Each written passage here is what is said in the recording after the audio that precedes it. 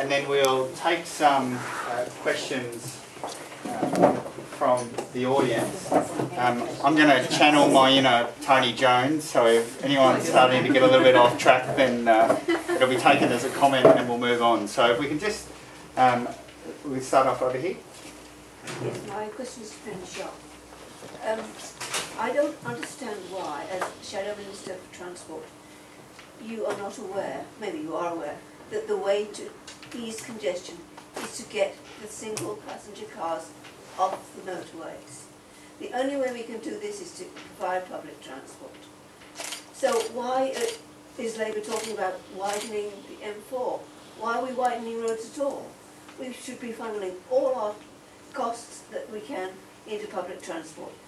Public transport for trains, for trams, for buses, and for light rail. You won't get any disagreement with me in relation to the need for more public transport. This city requires more public transport. The single biggest project that we need to fund in the coming decade is the second harbour crossing that will increase the capacity. We also need to work on the light rail that's also occurring out at Parramatta, and we need to look at those connections to Badgerys Creek, for example, and we also need to regionally to be looking at very fast rail. It is not, however, realistic to talk about roads without talking about the way they're funded. The big challenge that we have, and this is an ongoing challenge that I face every day and every transport person does, Treasury likes roads because they can say that you're going to put tolls on it, you can get some money to start it, and the private sector will fund the rest. The capital cost of public transport is higher, and the reality is that it requires an ongoing subsidy. We need to change that conversation so that the external and other benefits of public transport are part of that. That's what I'm committed to doing. The fact that we were talking about Westconnex tonight, I get dragged into to talk about Westconnex because this is an issue for this community, and it is absolutely part of what I do. But understand that I'm not the road shadow, and my position is very strongly we need more public transport, not less. And I think we're actually not in disagreement about that. Perhaps if we can we start off just in order? If we can we address any questions that people might have, just to start with, to Gavin about some of the antecedents of Westconnex, or currently what it stands for. Andrew, did you? Gavin, could you tell me about your alternative plans? I saw an editorial of yours in the Sydney Morning Herald from like 3 years ago. It seemed quite prescient about ideas of using some goods line reservation to get out to the health and university precincts and so on. Look, on that particular one, I hope there'll be a few minutes left, or some people will be able to stay to have a look at an 8-minute video which deals specifically with this particular axis of Westconnex, in other words, from here to the southwest.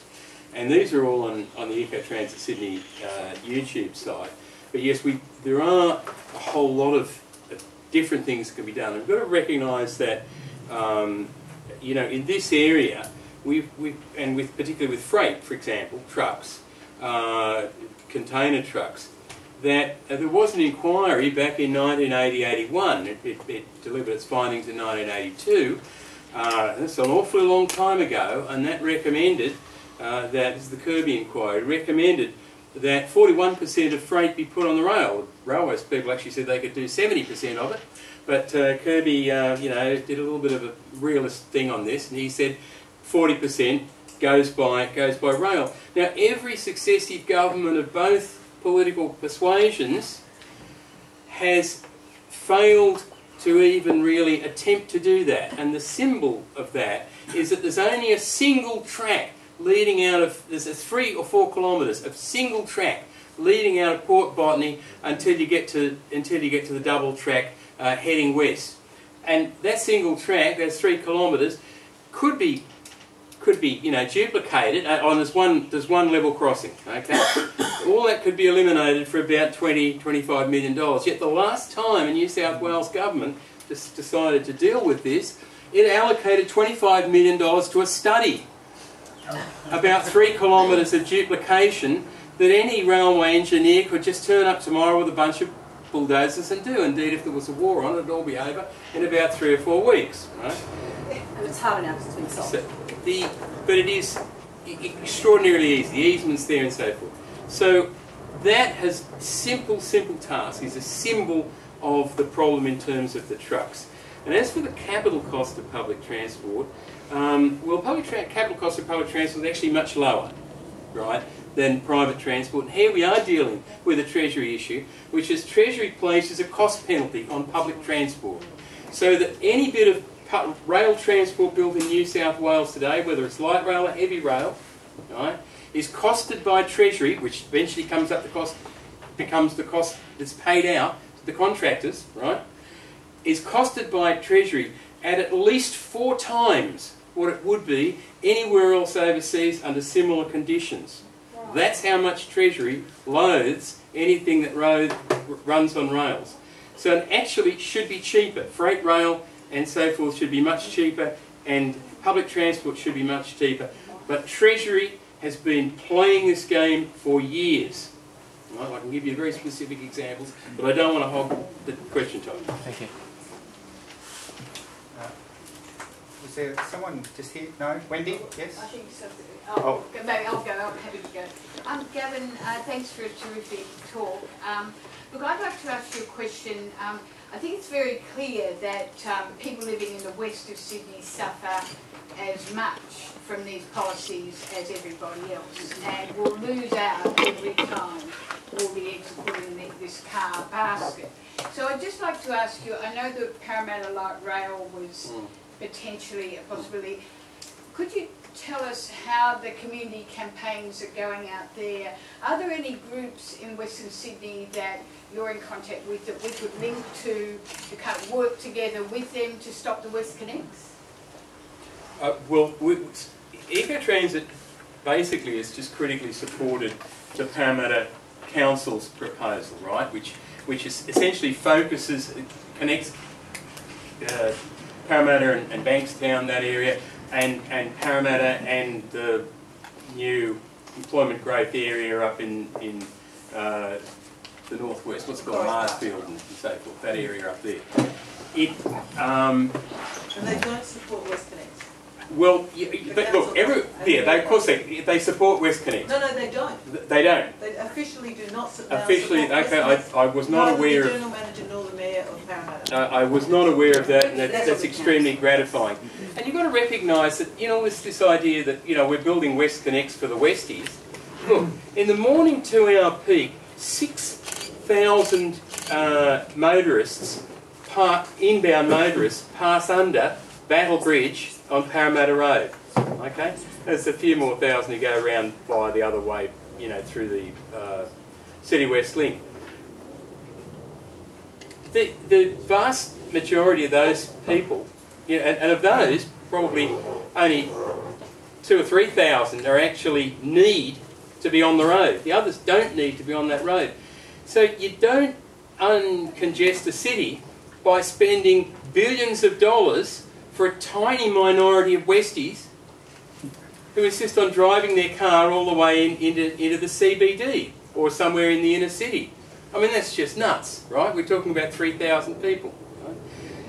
On the other hand, if you spend that money on opening up public transport and enlivening the economy of Parramatta by bringing people in there, right, you've completely changed the whole situation. You're dealing here, the argument that's about commuters, right, is an absolute nonsense. You're dealing with 2,000 or 3,000 people in that case, and you don't want to encourage any more people to drive into the city.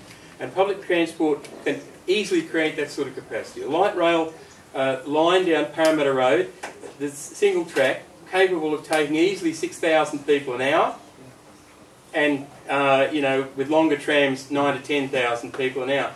As a single lane of a motorway only carries 2,000 cars an hour. That's pretty much the standard.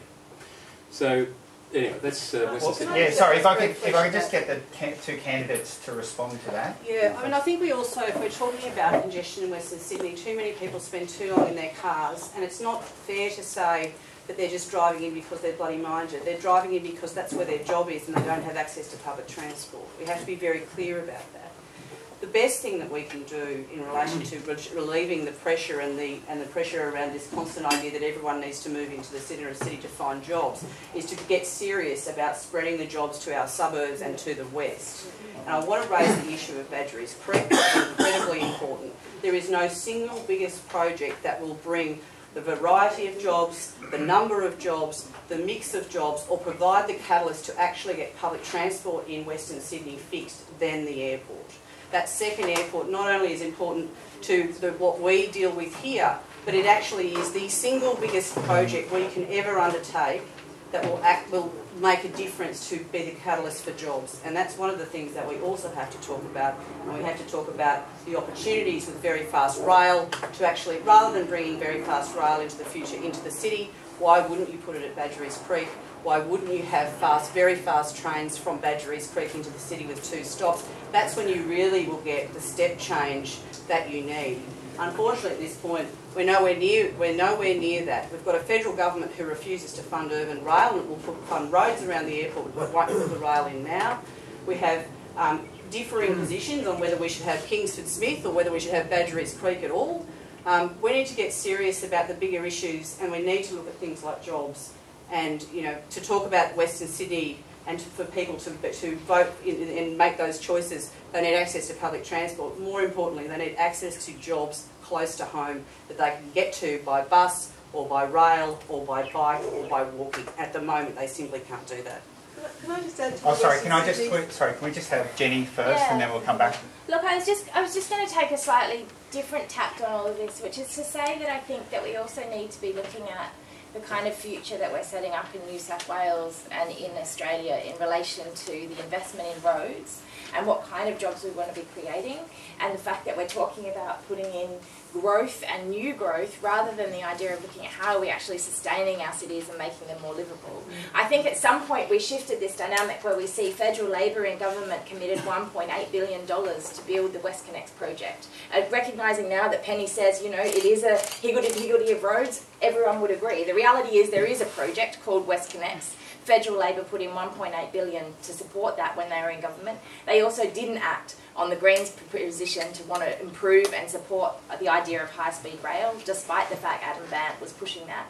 So I think we need to be looking at the idea of saying that it is all well and good to be talking about the idea of how we're investing in infrastructure in our cities, but we need to be doing that with an eye to the idea of the Abbott government's agenda, which is basically about climate destruction and a whole lot of other concerns that are focused on unsustainable levels of growth that's actually not looking at how we're transitioning to a more sustainable, more kind of environmentally aware community that is actually saying this isn't about investing in any kind of jobs under any circumstances. It's not about investing in any kind of way of transport under any circumstances. It's about how we transition New South Wales to do what the Abbott government is going to refuse to do, which is to actually start looking at sustainable options for how our communities and our cities live and work together.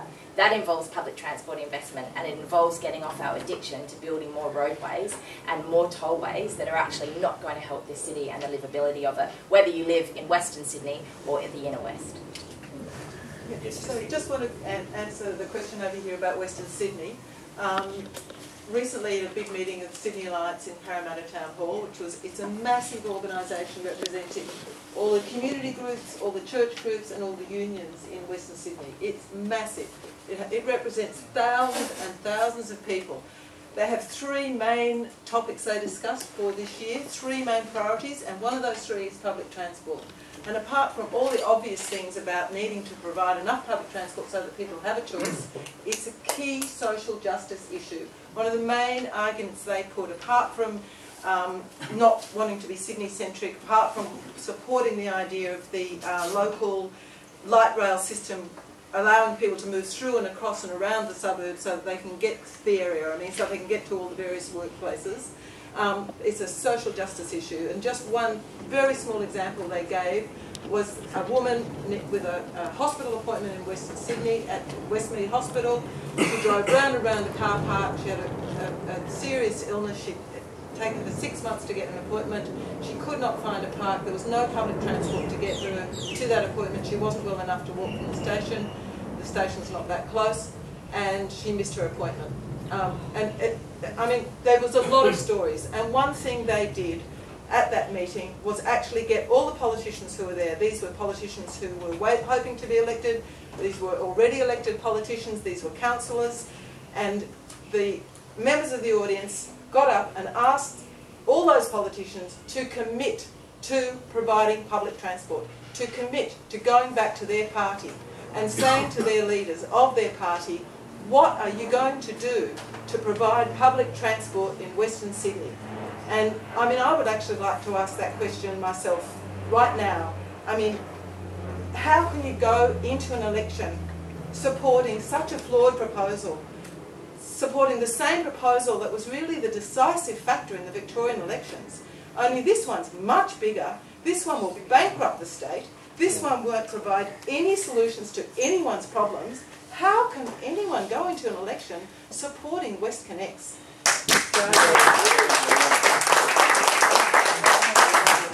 Well, I think we can take that as a comment. No, actually I would like to know that we will get a commitment to speaking to the people in higher authority within the political party if the political party doesn't yet have a policy, because it changed in Victoria.